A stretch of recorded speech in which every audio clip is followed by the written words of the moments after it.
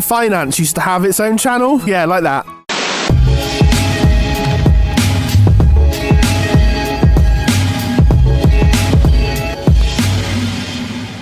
Sky Sports Chess would be the first entry into professional chess after gaining a 5-year contract to show the World Masters, Grand Chess Tour and also the Chess World Cup, along with the rights to show classic and local competitions. That's from, I think, Griff Lane. Rob Mortimer suggested the T channel. I think it's a really good idea, but it did get my brain going again about how relaxing the channel could be.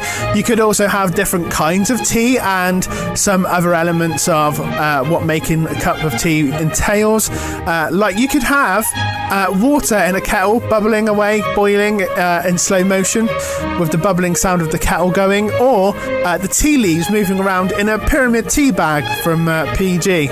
You can also have some public information films about how to make tea properly and the correct things to have with tea. For instance, in the UK, we have crumpets for breakfast. Americans think we have them with tea.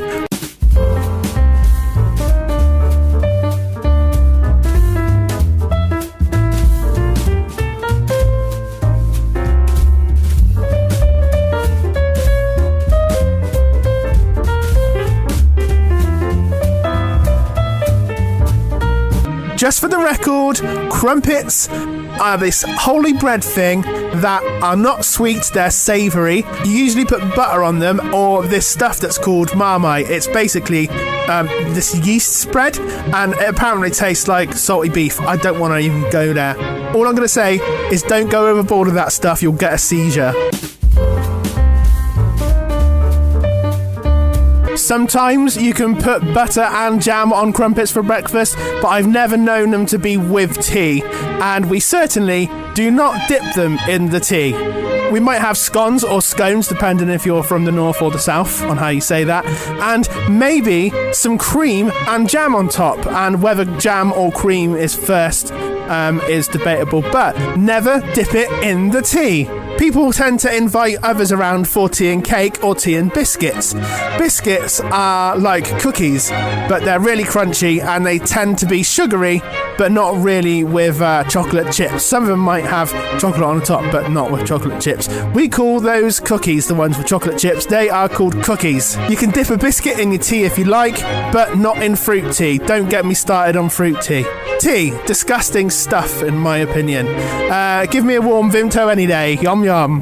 Don't dip anything in that, by the way. Anyway, I'd call the channel Brew 992 because it rhymes. You can have parts of the day where it would be in a relaxing tea room and maybe have some tips and advice on the best cakes to have with your tea. You could get Nicholas Witchell. Now, he is currently working as BBC's royal correspondent, but he is retiring next year. Plus, he is a mega respectable broadcaster, and to be a royal correspondent has got to mean that you're mega into stuff like royalty and the Queen that recently went off on her journeys to Deathville. Anyway, that's what I've got for that, the Tea channel. Next. Kaz Harris suggested the reverse advert channel, which would have lots of vintage adverts from the 70s and 80s on during the daytime, and then it should show clips of retro programs where the advert breaks would be. I kind of like that one. I would include adverts from the 1970s to the 2010s as well, because a lot of those aren't seen anymore. Maybe you can have certain hours dedicated to certain years.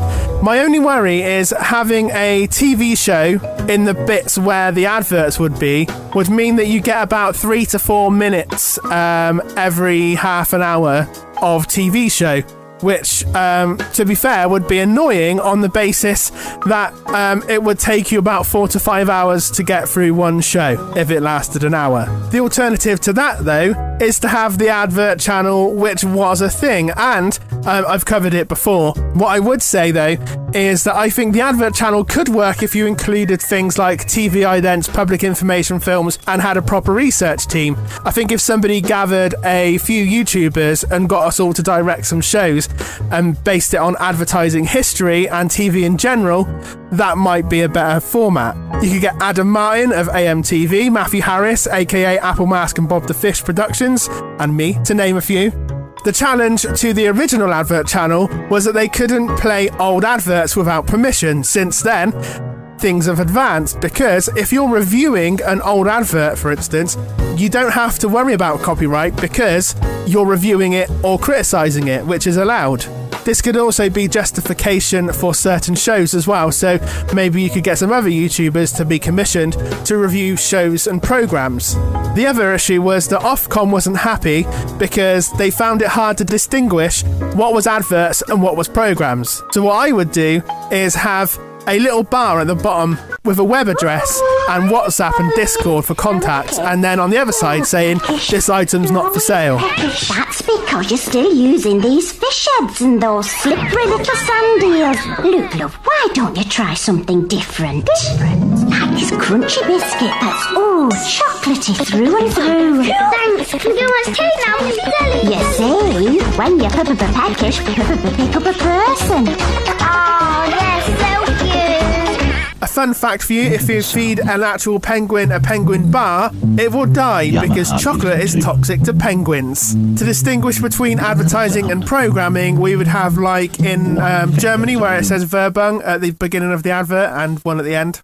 Kennedy Hopkins suggested ITV Lifestyle. Do you remember the Lifestyle channel that used to be on cable and satellite? Well, I've decided that that it's going to be inspired by that, so this is what I came up with.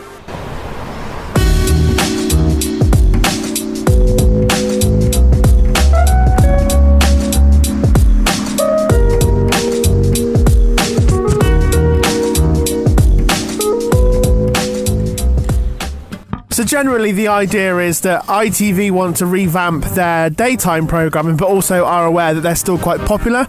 So what they want to do is launch a new channel called ITV Lifestyle, and they move all of ITV's daytime programming onto ITV Lifestyle so they can make a new ITV1. They'd leave Good Morning Britain, but they'd move Lorraine Kelly onto ITV Lifestyle along with Loose Women and This Morning. The reason why they want to revamp the daytime schedules will be because they've had the same schedule, pretty much the same, over the last 25 years or so. They'd fill up the rest of the day with entertainment shows, maybe produce some of their own stuff. The idea of it is that it'd be British as well, so they wouldn't take the American stuff like ITV2 and ITVB does, and it would probably be aimed at an older audience than what ITVB and ITV2 is. Couple of quick ones. Mark Smith said, what about Egg Timer TV?